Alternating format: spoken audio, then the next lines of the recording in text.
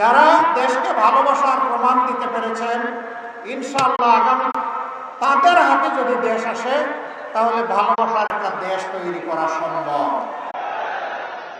কিন্তু যারা ধৈর্য ধরতে পারেন নাই, বিভিন্ন অপকর্মে জড়িয়ে পড়েছেন, আল্লাহর কসম ক্ষমতায় যাওয়ার আগে দেশের জনগণ যাদের হাতে নিরাপদ নয়, ক্ষমতায় যাওয়ার পরে আরো বেশি ঝুঁকিপূর্ণ হয়ে পড়বে জনগণ। মানুষ বুঝতে পেরেছে, তাই সারা বাংলায় এখন বাঘ ভাঙা জোয়ার শুরু হয়েছে ন্যায় এবং ইনসাফের পক্ষে। আর যুবকরা সিদ্ধান্ত নিয়ে ফেলেছে, তারা কি আধিপত্যবাদের যারা দূষণ তাদের পক্ষ নেবে, নাকি আধিপত্যবাদের বিরুদ্ধে যারা মাথা উঁচু করে দাঁড়িয়ে আছে, মুখ ফুলিয়ে দাঁড়িয়ে আছে তাদের পক্ষ নেবে। তারা সিদ্ধান্ত নিয়ে ফেলেছে। তারা বুঝতে পেরেছে জুলাইয়ের যে চেতনা, যে আকাঙ্ক্ষা, এটা কাদের দ্বারা বাস্তবায়ন হবে তারা বুঝতে পেরেছে। রেইনবো অলরাউন্ডার এক্সটেরিয়র পেইন্ট, বাড়ির বাহিরের দেয়ালের সুরক্ষা নিয়ে থাকুন নিশ্চিন্ত, সাথে পাচ্ছেন 10 বছরের ওয়ারেন্টি। তাদের বুঝ একদম স্পষ্ট। মায়েরা বুঝতে পেরেছেন, বোনেরা মেয়েরা বুঝতে পেরেছেন তাদের জীবন ইজ্জত সম্পদ কার কাছে নিরাপদ। এই জন্য তারাও সিদ্ধান্ত নিয়ে ফেলেছে। একজন যুবতী বোন পোশাকে আসক্ত তার মতো, তাকে সাংবাদিক বন্ধু জিজ্ঞেস করেছে, আপনি আগামীর ক্ষমতায় কাকে বাংলাদেশে দেখতে চান? আমরা ক্ষমতা বলি না, আমরা অন্য কিছু বলি। কিন্তু সাংবাদিক তার মতো প্রশ্ন করেছে। তিনি বলেছেন, আগামীর ক্ষমতায় আমরা জামাতকে দেখতে চাই। বলছে, জামাত আসলে তো আপনি এই পোশাক করতে পারবেন না। বলেছে, পরবো না।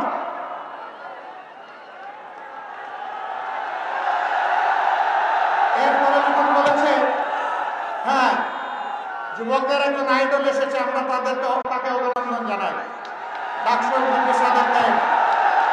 ওই দেখেন বলছিলাম না যে যুবকরা সিদ্ধান্ত নিয়ে ফেলেছে, সেই ডাকসু থেকে সিদ্ধান্ত নেওয়া শুরু হয়েছে আর জংশুতে গিয়ে আপাতত থেমেছে। এবং সারা বাংলাদেশে একই চিত্র হবে ইনশাআল্লাহ। যা হয়েছে 5টি ছাত্র সংসদ নির্বাচনে, আল্লাহর মেহরবানিতে তাই হবে আগামী 12 তারিখে ইনশাআল্লাহ। প্রিয় দেশবাসী, এরপরে বোনটিকে জিজ্ঞেস করা হয়েছে, জামাতের কোন কাজ আপনার ভালো লাগে? বলে যে সারা জামাতটাই আমার ভালো। কেন আপনি জামাতকে সমর্থন করেন? বলে যে আমি বিশ্বাস করি জামাত আসলেই দেশটা ঠিক হবে। এত বড় প্রত্যাশা, আমাদেরকে এইভাবে সম্মানিত করা, আমরা মাদেরকে, বোনদেরকে, জায়াদেরকে আমরা কথা দিচ্ছি, আল্লাহ তাআলা যদি আমাদের হাতেই দেশ সেবার দায়িত্ব আপনাদের ভোটের মাধ্যমে, ভালোবাসার মাধ্যমে তুলে দেন, আমরা ইনশাআল্লাহ আমাদের সকল যোগ্যতা উজাড় করে আমরা আপনাদের আস্থার প্রতিদান দেব ইনশাআল্লাহ। আমাদের মায়েরা ঘরে, চলাচলে এবং কর্মস্থলে এই 3 জায়গায় শতভাগ নিরাপত্তা এবং সম্মান সেদিন উপভোগ করবেন ইনশাআল্লাহ। আমরা বদ্ধপরিকর। যুবক বন্ধুরা, আমরা তোমাদের হাতে বেকার ভাতা তুলে দিতে চাই না। তোমরা কি বেকার ভাতা চাও? তোমরা দেশ গড়তে চাও? তৈরি হয়ে যাও, এই দেশ তোমাদের হাতে তুলে দেব ইনশাআল্লাহ। 11 দলের প্রার্থীদের মধ্যে ম্যাক্সিমামের বয়স হচ্ছে 45-এর নিচে।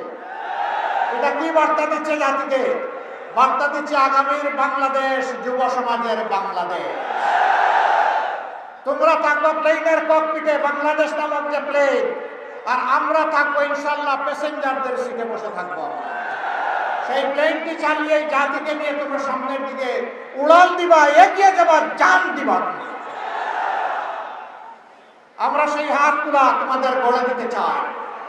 বেকারের হাত নয়, দেশ গড়ার কারিগরের হাত ইনশাআল্লাহ।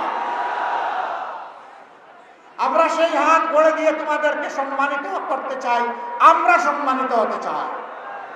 সেদিন প্রত্যেকটা যুবক যুবতী বলবে, আমি বাংলাদেশ, আমাকে দেখে নাও বাংলাদেশটা কেমন। আমরা সেই দেশ করতে চাই। আপনারা সবাই প্রস্তুত?